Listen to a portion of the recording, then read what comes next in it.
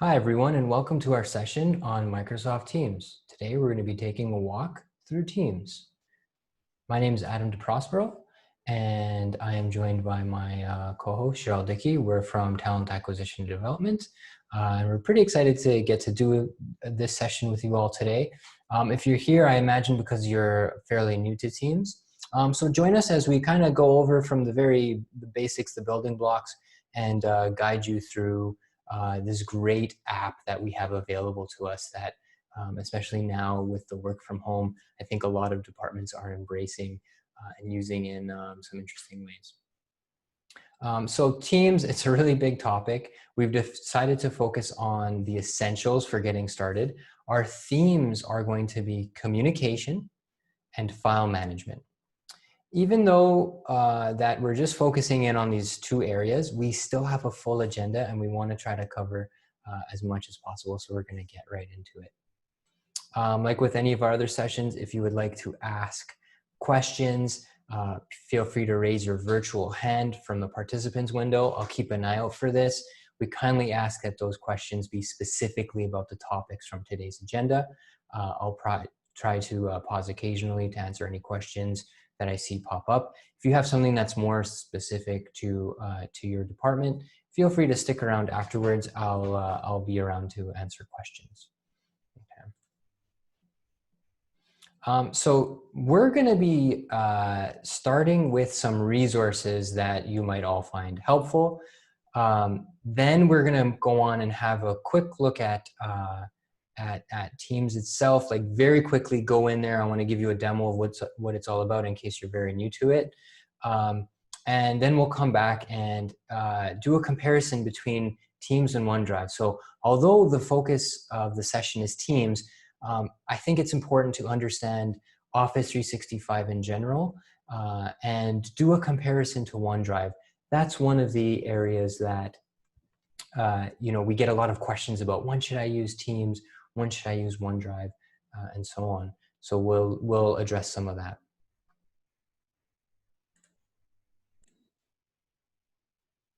Okay, and then when we come back from looking at Teams, having a discussion on how it compares to OneDrive, we will get into the file management end of things. So a lot of questions, what can and can't I store on Teams? And then we'll jump back into the Teams app and do a really nice walkthrough where we go in depth on some of the specific areas there. All right, so let's get into the help resources. So first and foremost, we have the official resources offered by Microsoft, and you can find that at office.com. I believe that this PowerPoint is going to be shared in the Zoom chat, so you should be able to access all of these links. For now, I'd say don't even bother clicking on them. Follow along for now, and then this is more resources you can check out later. All right. From there, we have our LinkedIn Learning resource, which is awesome. A lot of really good courses put together, sessions on Teams in particular. You could see Teams in different contexts. And then the final one is the Microsoft Teams Self-Study Kit that we provide on the ULink website. So for this link, you do need to log in with your Passport eWork. The Microsoft Teams Essential Training, you need to have the LinkedIn Learning account, which we all have access to. And this is a resource that's just open to the public. Anyone can access that. If you're experiencing any technical issues, you can reach out to UIT via askit@yorku.ca. If you're looking for learning resources or consulting on how best to use Teams, you could reach out to us at ldtech@yorku.ca. Okay, so let's jump into the Teams site. And I think one of the quickest way, or nicest ways, I should say, to access it is very quick as well, is to go to uoffice.yorku.ca. You get taken to this page. If you want to go directly into your Teams login, you just click Access O365 and it takes you into the login process. But during these sessions, I like to spotlight different areas of the site. So in this case, if you go over to the training area, you can access those very same links that you saw in the PowerPoint. If you want to see any of our sessions, you can click on the YorkU Classroom Training, and this will take us to the York Employee Learning Calendar, as we refer to it, YELC, and you can see all of the different trainings. So you can see coming up, we have a walk through Microsoft OneDrive. So you did the Teams one, maybe you want to check that one out. Okay, so that's all accessible through the UOffice site. I will click on Access O365 right here. Since I am already authenticated, it's going to take me right to the site, which is great. I log in once and it remembers my login. If you haven't logged in before, enter your Passport York credentials and it will take you, or I should correct that, not your Passport York, but your York email, okay? The email that's affiliated with your Passport York. And it will take you right into the portal. All right, so from this page over here, we can see our commonly used apps. You can see my recommended, all of the different documents I've been working on. And in my case, what I want to do now is click on Teams. If you don't see Teams there, you can click on All Apps and it brings you to the page over here. So I would go to Teams. Give it a second to load up there. So right away, it takes me into the last team that I've accessed. I can just click on the Teams icon again, and I can see all the different teams I belong to. On the left-hand side, along with that, I have all kinds of other features, such as my chat, activity monitor. Okay, so I'll stay over here, and I'm going to go to my, I'll go to one of these teams over here, HR training demo. And you can see over here, I have this one channel, the general channel, okay? And then in that channel, I have posts and files. All right, I'll go back to posts here. So posts are where you could have discussions. So you can see there's a couple of comments going on here, a couple of discussions. Whereas files are, just like you have on your desktop computer or laptop, and for many of us now, you can store different files in here, okay? You could upload or create new content such as Word, Excel, PowerPoint. You can also upload most types that aren't necessarily Office files, such as PDF, zip, video files, okay? All files posted in here are available to all your team members. So let's see who's on this team. To do that, I can click on the three dots for more options for this team. I could go to manage team, and anyone can do this. You don't have to be the owner to access this page. You'll see less options, but you can still access it as a member or a guest. So now I can click on members and guests, and I can see these are all the individuals who have access to this team. So that means if I go and drop a file in the files area, all of these people will have access to that. If I make a post, same thing. Okay, so let's talk about OneDrive now. So how exactly does Teams differ from OneDrive, especially when you're looking at this page over here? Like, okay, that kind of looks like OneDrive. So with Teams, you can see it's all about sharing with others. OneDrive is more about your personal storage. Okay, let's take a quick look. I'll go back to my Microsoft Office homepage, and you can see I have my OneDrive here. When I click on that, you can see these are all of the folders I currently have in my OneDrive at the root level. If I start clicking into these, I'll get into the files within that folder, or subfolders is possible too. So anything that I have that I put in my OneDrive is my access immediately, okay? I can still share files with others, but essentially this is a list of my own files. By default, when I add a file to OneDrive, only I have access to it. Whereas with Teams, once I drop in a file, everyone can access it. So here are some of the differences. Teams, it's a great space for managing a team's activities, as we'll see. We can go and post different comments and flag our like and @mention people. Whereas OneDrive, it's really only that storage component, private storage that's assigned to you. With Teams, it's designed to support groups of people. OneDrive, individuals. Teams assumes that you're sharing, like you make that assumption. If I put this in Teams, I'm sharing it with everyone. It says almost because you can set up private channels that we can look at. Whereas OneDrive, you can share files, but you're gonna choose which files you wanna share, okay? So Teams is a hub for files, communication, teamwork. It has this multi-purpose, okay? There's many aspects to it, whereas OneDrive is focused specifically on the files, okay?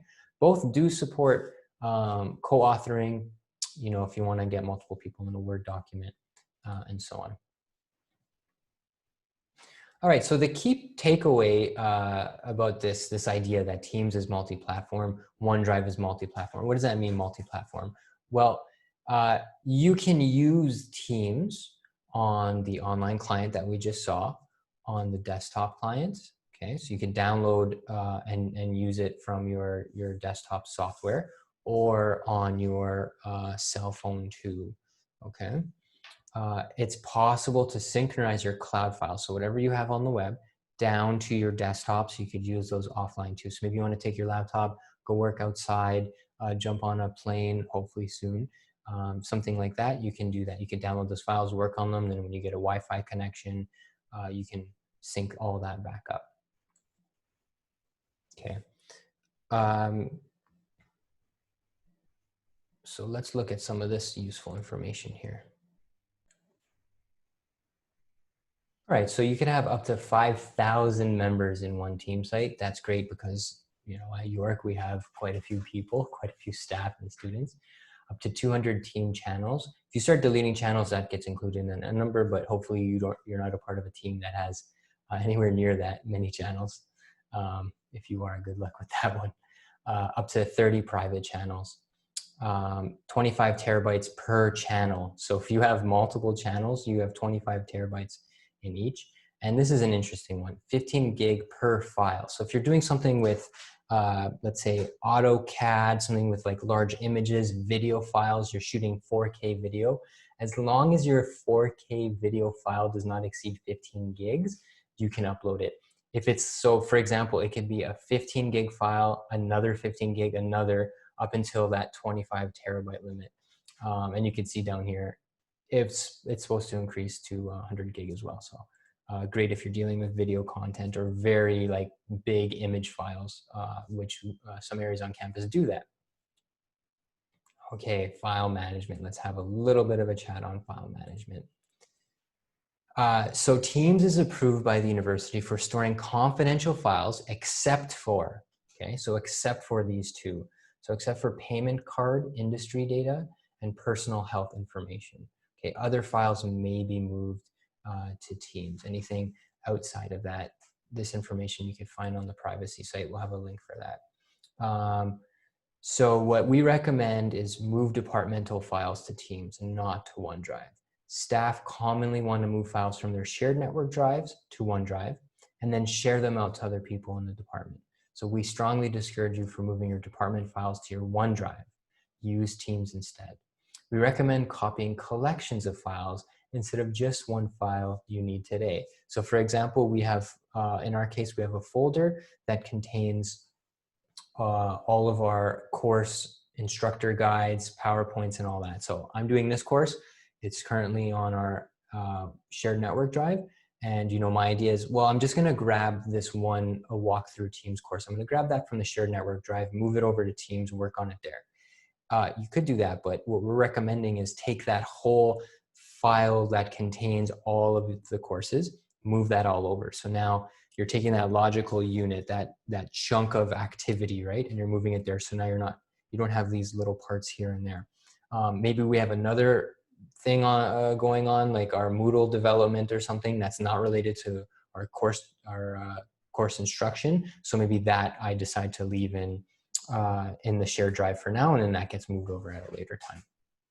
After moving files, leave a Word doc or something to give you details on where those files have been moved to, not just for you, but for your colleagues as well. But also for, like, really for yourself. Like, I know if I've moved something and it's been months since I've looked at it, I'm thinking, well, where is this? Where did I move it to? So it's nice to leave that little note. Don't panic. Take the time to talk to your group, plan it out. Start, you know, do exactly how we described it. Pick one logical area that makes sense to move over and do that. At first, we did need to adjust, but in time, you know, we get used to it and you start accessing your files on Teams instead of FAS. But there's that transition. And even now, there's certain things we have to keep on FAS because it's confidential, right? Okay. let's go for a walk, my favorite thing. So I'm going to open up the browser again where we have, where I'm currently in OneDrive, but I'll just go over to my Teams channel here. And as great as the Teams app is online, we suggest downloading it. So you can just click on this download desktop app over here. It's going to take you through the installation process. I won't go through that now. You may need to get UIT to help out with this, or your local IT group if you don't have admin privileges. Okay, so the desktop app looks something like this. Very similar, right?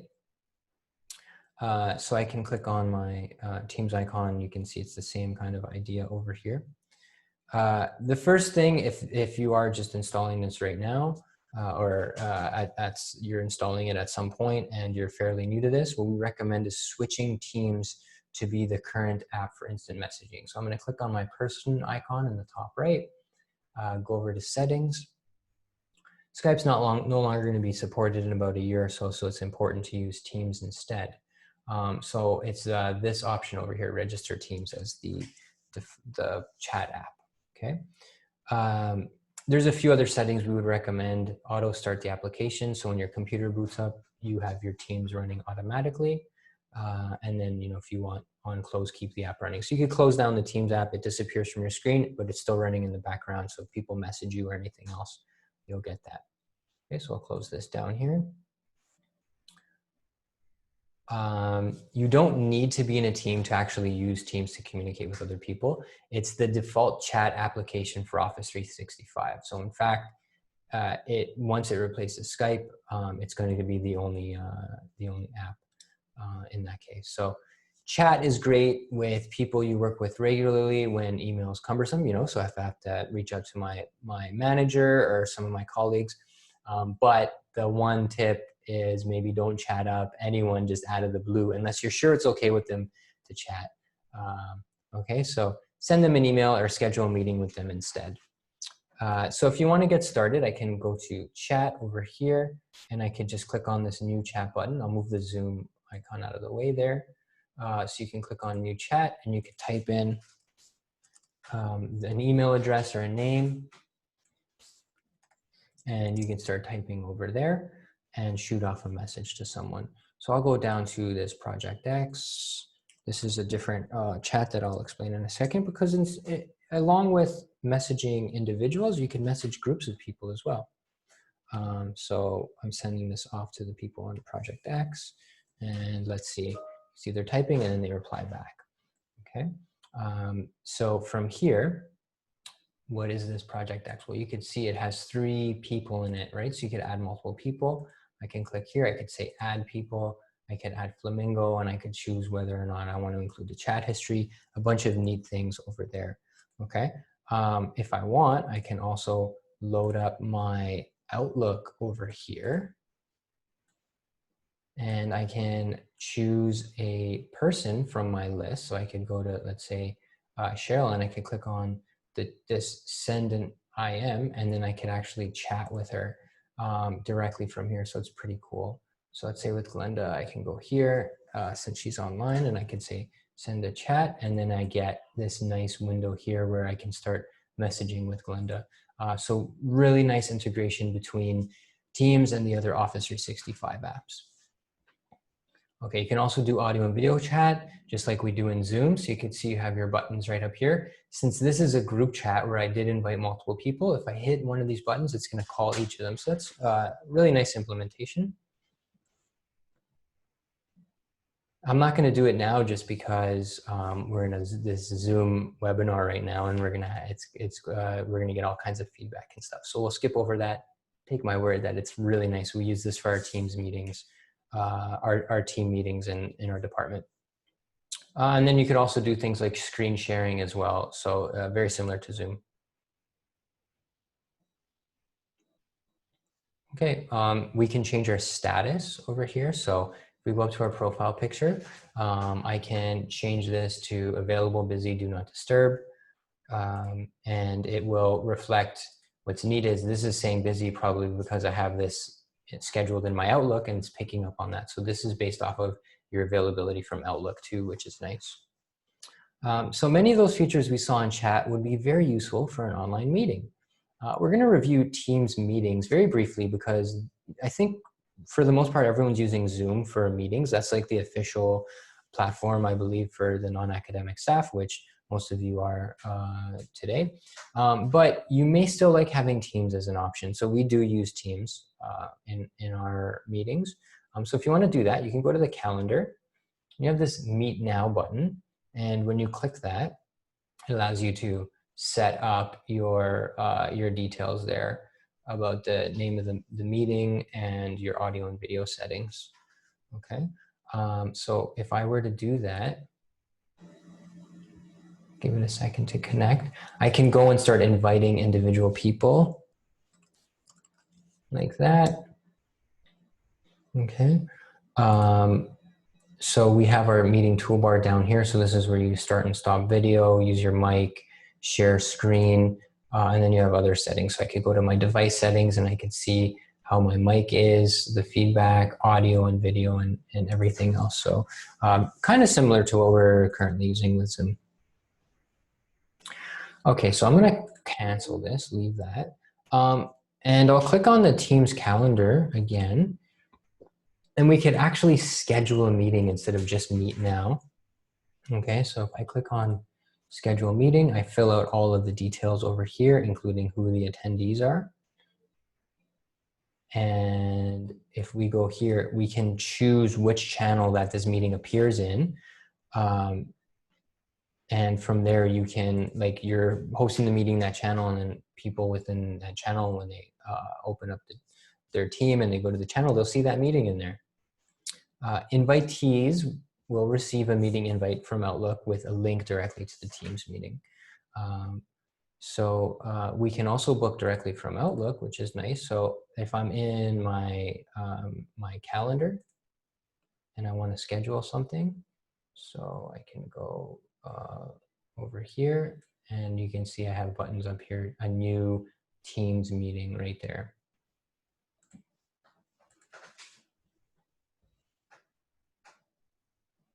Okay, so York's license for Teams does not support dialing in with a phone number. So that's one area where it makes more sense to use Zoom, especially if you're working with external people, or if you have people that can't use their computer microphone, or they don't have a computer microphone, which many of us are in that situation, right? There's a limit of 250 people in a Teams meeting. I believe Zoom is 300. It's not as full-featured a meeting tool as Zoom, but perfectly adequate for a lot of uses.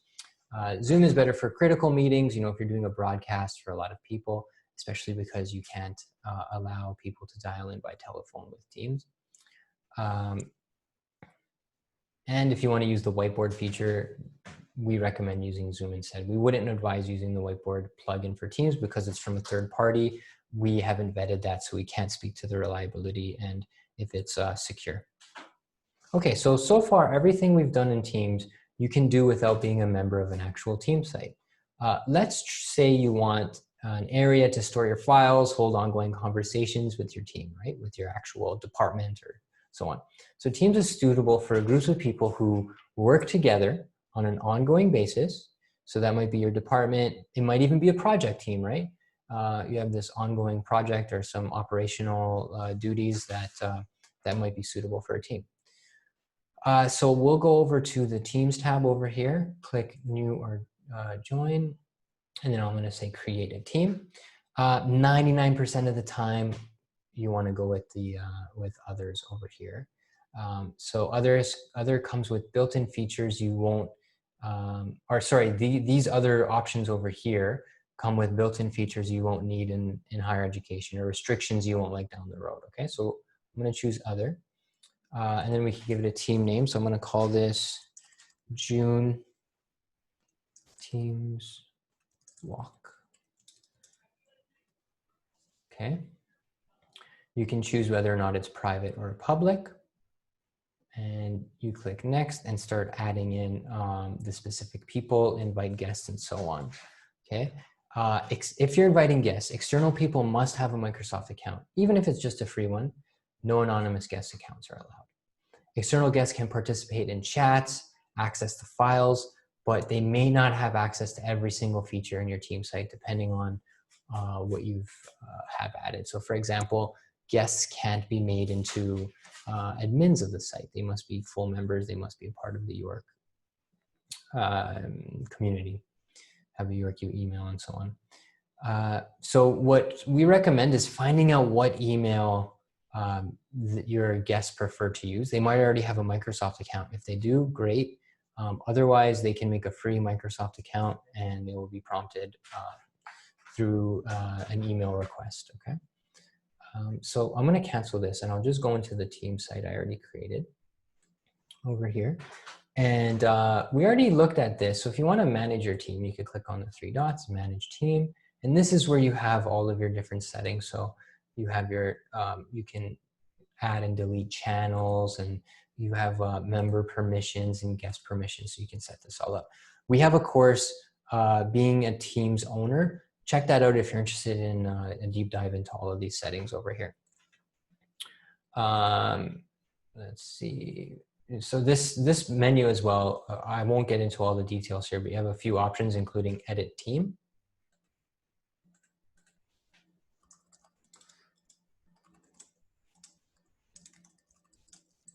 Wait for that to load up. There we go. And this is where you can go if you wanted to change the description, the privacy settings, maybe some of the other things like these visual aesthetic things, like what it looks like, the symbol there. So I can go in there and change that. So by default, you start with one channel called General with an area for posts and files, right? You can go in and very easily, if I click here, I could add a new channel. So maybe I want to add a water cooler channel rather. So this is kind of a nice recommendation from UIT and I believe from Microsoft to use that as your social area where people can go in and chat, and save General for more like business type things. It's also possible to create a private channel. Okay, so when you go to add channel, you can choose the privacy level. Only teams owners and members of a private channel can see it, okay? So an owner can see that the private channel is there, but they won't be able to go into it unless they're a member of it. So an example would be maybe a subgroup might want to work on developing a proposal before moving it into like the public channel, right? So you could set that up. So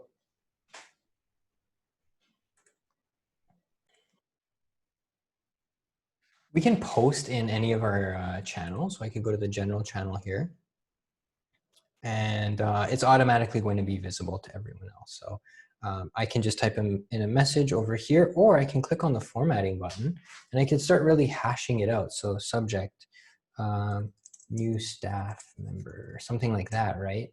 And then in your post, you can go in and really, you have a lot of space to write what you want. You're not limited. It's not a Twitter post or something, right? And you can choose if you want this to be a conversation or an announcement. If it's an announcement, you get this nice banner up here. So we have another course called Communicating in Microsoft Teams. So keep an eye out for that, where we really get into all of the details over there. Oh, sorry. The course is actually called Managing Activity in Microsoft Teams. So over there, we get into how to make these kind of posts and how to utilize some of the other features to manage all the different content that's created. So how to create content and how to manage the content. So I'll post this over here. And I'll delete this over here. If you want a subheading, you could add it. Please welcome Robin to the team. I'll send that out. Okay, and who does this go to? Again, you can click on Manage Team, and you can see who all of the members are over there. So I see Robin Teacher, and then maybe Robin is going to see that, right?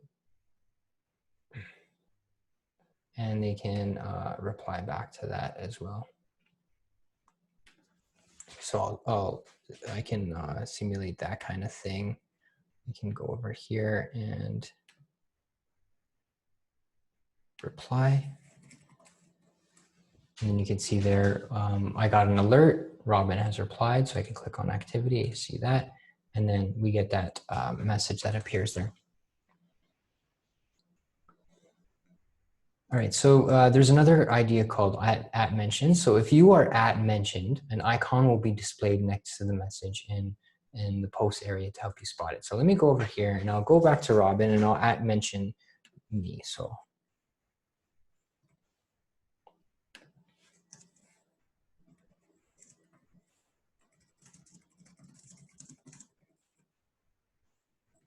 okay, so I'm gonna post this.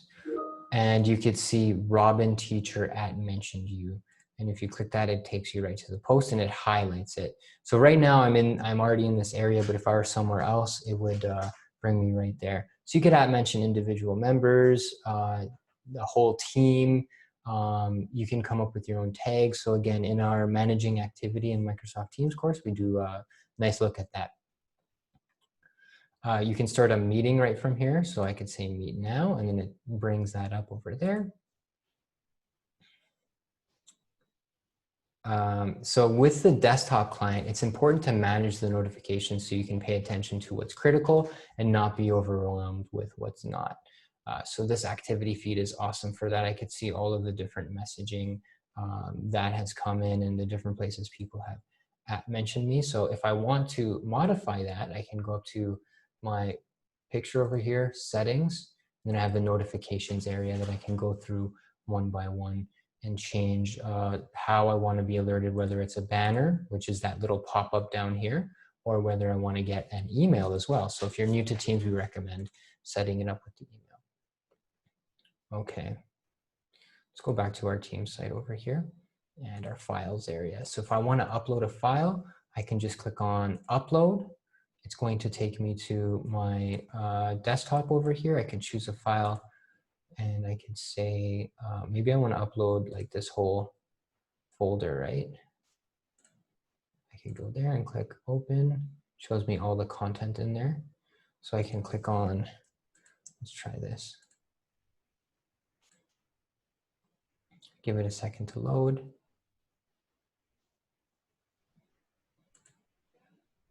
And you can see here, it says that it's uploading 2 items. So that's how we get that in there. And then from there, I can create a new folder. I'll call this emails. And then I could start moving things. So I could grab this. I could grab both of these and I could say move.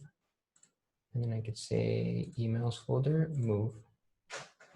Okay, and then now I could go in there and I could see those 2 emails nicely organized away. I could also drag and drop things into the Teams window. If I wanted to, I can drag something from my desktop, let's say, into here. So let's try that actually. I'll open up my desktop over here. So from here, I can say maybe this toolkit. Okay, I could grab that and I can just drag it over and you can see that copy icon and it gets dropped in there. Okay. And I'll just show this again. When you click on any of these files, you get the options specifically for that file. So note that everything has a link, each file, folder, channel, even the team itself. So you can use this to draw team members' attention to something. So I could copy the link for this, right? And I could paste it somewhere else. And when that team member clicks it, they'll get direct access to it. If I click on the 3 dots over here, I get that same kind of menu. So instead of clicking here and clicking up there, same idea, click here and it's just right at your mouse pointer. You can change the view settings by clicking up here and choose what kind of view you want to set up. So I'll stop over here for a second to explain the idea of SharePoint. Okay, so Teams files are managed behind the scenes by the underlying system, which is SharePoint. You might have heard of this before. A few years back, SharePoint was a pretty popular option. Now Teams is, the way that we like to phrase it, is that Teams is like a nice front end of SharePoint. So it's already set up for you, created, and you're just using the front end. But at the end of the day, the Teams site is essentially a SharePoint site. So you may occasionally need to open up your Teams files into SharePoint in order to do some tasks, like maybe uploading a whole folder at once or many files at once. So you can see over here, we have our files, and I could just click on Open in SharePoint, and it's going to bring up that same, so notice it's like the same kind of thing, and it still has the old icon, so it'll be interesting to see how long it takes for that to change over. But we can upload. If we click upload, we could say files or folder, and then just the same, you'll see like the indicator up here showing us that it's processing it.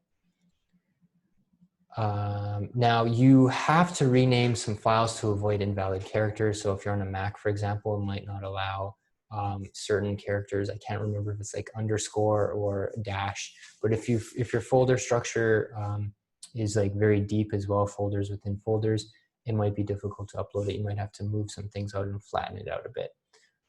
So take the process slow. Don't upload too many files at once. Make sure that the files actually pass over. So going to SharePoint is sometimes needed, but some of you may know that SharePoint from other employers, like if you're coming from another institution, that might be like the main thing, right? At this time, the university doesn't recommend working directly in SharePoint or creating SharePoint sites. So please use the Teams front end application and only go to the SharePoint backend if necessary. Okay. Now moving on, I'm going to go back to our team site. Probably one of the really most used features in Office 365 right now is the ability to co-author files. So I can go into this Project A files here.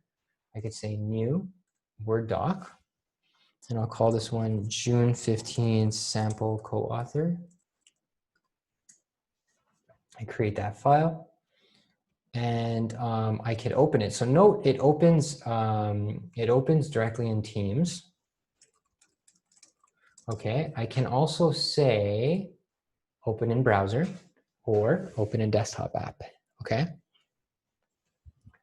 Sometimes it's going to open in read only in Teams. So if that's the case, you do need to open it in a browser or a desktop app. Let me close this. So you can see the file there. I can click on it and I could say open, and then from here I can choose how I want to open it. I could edit it in Teams by clicking on that. So note that we have the file open directly from the cloud. Okay, so if I'm opening this, no matter where I'm opening it from, I'm not downloading it and making a copy. It is the one and only version. Okay, so let me go back there. Now, if I were to click download, then it would be a separate copy. The changes I make, now I'm in this situation where I would need to merge those changes. So unless that's your intention, don't download, open the file, okay? When we have this file opened, notice how as I type, we should see up here that it's being saved.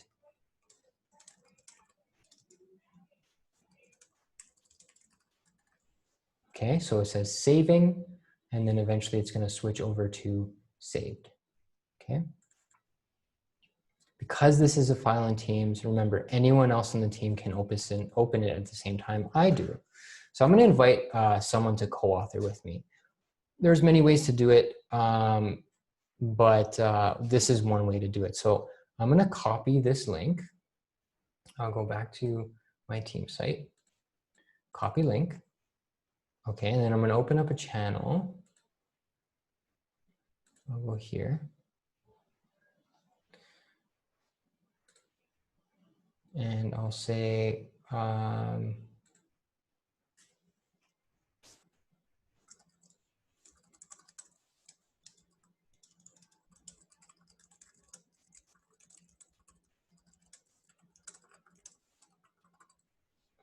okay, so I'm going to post this message and then I'm going to paste the link in there. Okay, so now my teammate can click on that. I'll click on it as well. It's going to load it up. I can click on edit. Give it a second for my teammate to get in there. And what we should see is there's Robin Teacher.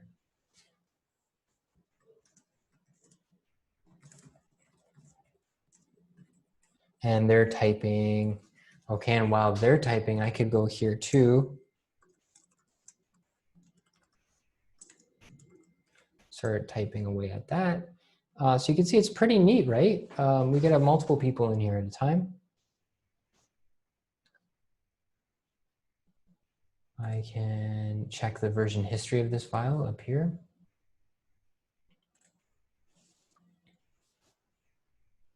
Okay, so that's this part right there. Click on it, you can see the version history.